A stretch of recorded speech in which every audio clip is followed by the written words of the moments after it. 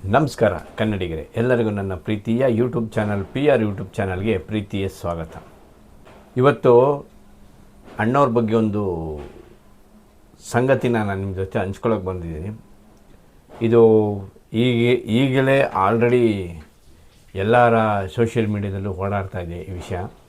ಇದು ಹಿರಿಯ ಅಭಿಮಾನಿಗಳಿಗೆ ಎಲ್ಲರಿಗೂ ಗೊತ್ತಿದೆ ಈ ವಿಷಯ. ಈಗಿನವರು ಕೆಲವರು ಗೊತ್ತಿಲ್ಲ. ಈಗ ಅದನ್ನು ತಿಳ್ಕೊಳ್ಳಿ ಅಂತ ನಾನು ಇದನ್ನು ಹೇಳ್ತಾ ಇದ್ದೀನಿ.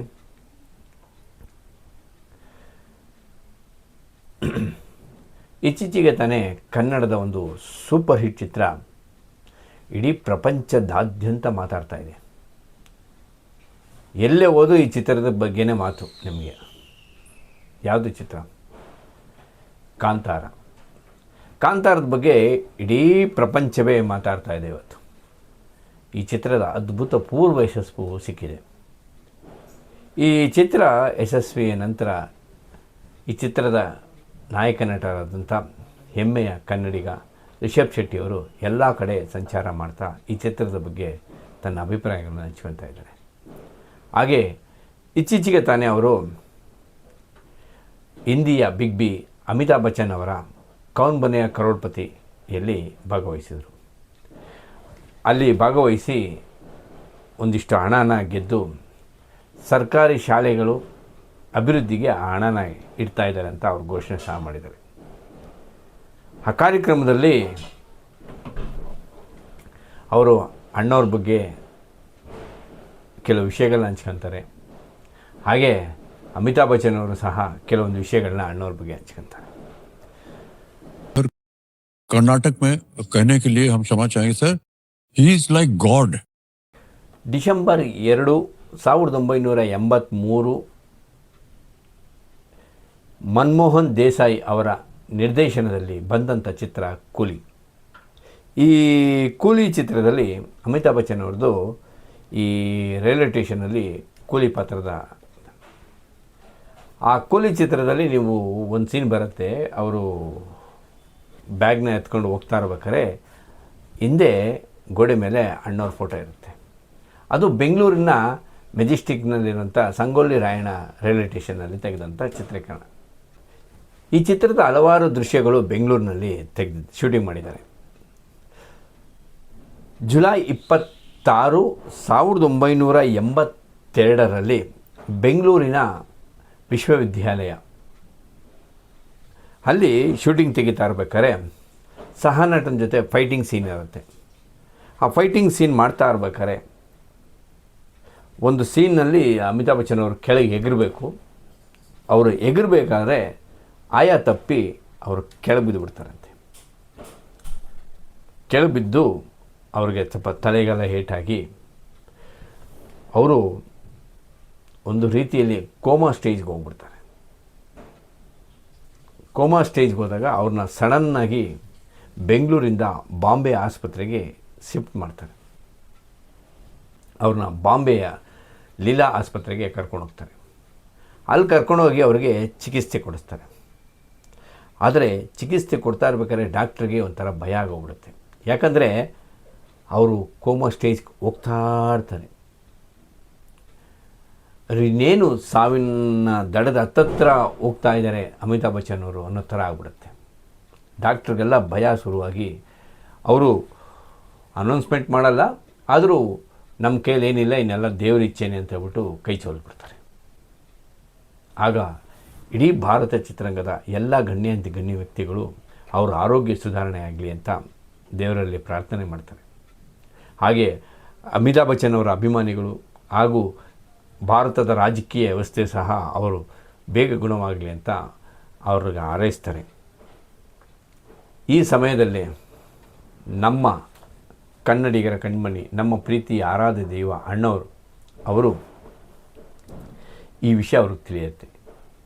ಈ ವಿಷಯ ಅವ್ರಿಗೆ ತಿಳಿದಾಗ ಅವರು ಭಾಳ ರೋಷ ಹೋಗ್ಬಿಡ್ತಾರೆ. ಅಯ್ಯೋಯ್ಯೋ, ಏನಪ್ಪ ಇದು, ಅಂಥ ಒಬ್ಬ ಮಹಾನ್ ವ್ಯಕ್ತಿಗೆ, ಅಂಥ ಒಬ್ಬ ಮಹಾನ್ ನಟನಿಗೆ ಈ ಥರ ಆಯ್ತಲ್ಲ ಅಂತ ಅಣ್ಣವರು ತುಂಬ ದುಃಖ ಪಡ್ತಾರೆ. Sweeten your festive moments with Kirimadi Jaggery powder. ತಾನೇ ಒಬ್ಬ ಜಗತ್ತಿನ ನಟ ಸಾರ್ವಭೌಮ ಆಗಿದ್ರೂ ಇನ್ನೊಬ್ಬ ನಟನ ಹೊಗಳ್ತಾರಲ್ಲ, ಅದು ಸಾಮಾನ್ಯದ ಮಾತಲ್ಲ. ಅಯ್ಯೋ ಇಂಥ ಒಬ್ಬ ನಟ ಬದುಕಬೇಕು, ಭಾರತೀಯ ಚಿತ್ರರಂಗ ಬೆಳಿಬೇಕು ಅಂತಬಿಟ್ಟು ಅಣ್ಣವರು ತುಂಬ ದುಃಖ ಪಡ್ತಾರೆ. ಅವರು ದುಃಖ ಪಟ್ಟು ಅವ್ರು ಮಾಡಿದ್ದ ಕೆಲಸ ಏನು ಗೊತ್ತಾ ನಿಮಗೆ? ದೇವ್ರ ಮೊರೆ ಹೋಗ್ತಾರೆ.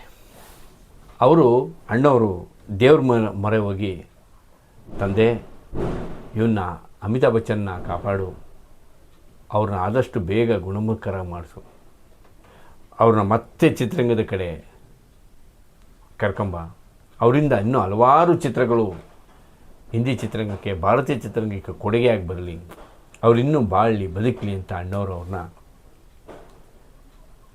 ದೇವರಲ್ಲಿ ಪ್ರಾರ್ಥನೆ ಮಾಡ್ತಾರೆ. ಪ್ರಾರ್ಥನೆ ಮಾಡಿದ್ದಷ್ಟೇ ಅಲ್ಲ, ನಂಜನಗೂಡಿನ ನಂಜುಂಡೇಶ್ವರನಿಗೆ ಅವರು ಉರುಳು ಸೇವೆ ಮಾಡ್ತಾರೆ.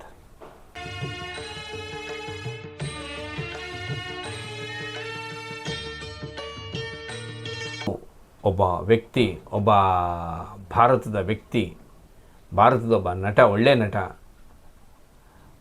ಬದುಕಲಿ, ಅವನಿಂದ ಇನ್ನೂ ಹಲವಾರು ಚಿತ್ರಗಳು ಬರಲಿ ಅಂತಬಿಟ್ಟು ಅವತ್ತು ಅವರು ನಂಜನಗೂಡಿನ ನಂಜುಂಡೇಶ್ವರನ ದೇವಸ್ಥಾನದಲ್ಲಿ ಉರುಳು ಸೇವೆ ಮಾಡ್ತಾರೆ. ನೋಡಿ, ಅವತ್ತು ಭಾರತೀಯ ಚಿತ್ರರಂಗದಲ್ಲಿ ಘಟಾನುಘಟಿ ನಾಯಕರಿದ್ದರು. 83 ಸಮಯದಲ್ಲಿ ನಿಮಗೆಲ್ಲ ಚಿತ್ರರಂಗದ, ಭಾರತ ಚಿತ್ರರಂಗದ ಎಲ್ಲ ಭಾಷೆಯ ಘಟಾನುಘಟಿ ನಾಯಕರು ಇನ್ನೂ ಬದುಕಿದ್ದರು. ಅವ್ರು ಯಾರೂ ಸಹ ಅವತ್ತು ಉರುಳು ಸೇವೆ ಮಾಡಿಲ್ಲ. ಅವ್ರು ಯಾರೂ ಸಹ ಹೋಗಿ ದೇವಸ್ಥಾನದಲ್ಲಿ ಹರಕೆ ಹೊತ್ತಿಲ್ಲ. ಆದರೆ ಅವತ್ತು ದೇವಸ್ಥಾನದಲ್ಲಿ ಹೋಗಿ ಹರಕೆ ಹೊತ್ತು ಆ ಹರಕೆನ ಪೂರೈಸಿದವರು ನಮ್ಮ ಆರಾಧ್ಯ ದೈವ ಅಣ್ಣವರು. ನೋಡಿ, ಇದಕ್ಕೆ ನಾವು ಅವ್ರನ್ನ ದೇವರು, ಆರಾಧ್ಯ ದೈವ, ನಮ್ಮ ಸಂಸ್ಕೃತಿಯ ರಾಯಭಾರಿ, ನಮ್ಮ ಕರ್ನಾಟಕದ ರಾಯಭಾರಿ, ನಮ್ಮ ಕರ್ನಾಟಕದ ಕಣ್ಣು, ಇನ್ನೂ ಹಲವಾರು ಬಿರುದುಗಳು ಕೊಟ್ಟು ನಾವು ಕರೆಯೋದು ಅಣ್ಣವ್ರನ್ನ ಏಕೆ? ಇದಕ್ಕೇ. ಇದೆಲ್ಲಕ್ಕಿಂತ ಅವ್ರಿಗೆ ದೊಡ್ಡದಾಗಿ ನಾವು ಕರಿತೀವಿ ಭಾರತದ ಮಾನವತಾವಾದಿ ಅಂತ. ನೋಡಿದ್ರ, ಒಬ್ಬ ಕಷ್ಟದಲ್ಲಿದ್ದಾನೆ, ಒಬ್ಬ ಸಾವು ಬದುಕಿನ ನಡುವೆ ಓಡಾಡ್ತಾ ಇದ್ದಾನೆ ಅಂದರೆ ಅವರು ಮುಂದೆ ಬಂದು ನಿಲ್ಲೋದು ಅಣ್ಣವರು. ಇದಕ್ಕೆ ರೀ ನಾವು ಅವ್ರನ್ನ ಪ್ರೀತಿಯಿಂದ, ಅಭಿಮಾನದಿಂದ, ನಮ್ಮ ಪ್ರಾಣವನ್ನು ಲೆಕ್ಕಿಸದೆ ಪ್ರೀತಿಸ್ತೀವಿ ಅಂದರೆ ಇದಕ್ಕೇ. ಇಂಥ ಗುಣಗಳಿಂದನೇ ನಾವು ಅವ್ರನ್ನ ಪ್ರೀತಿಸೋದು.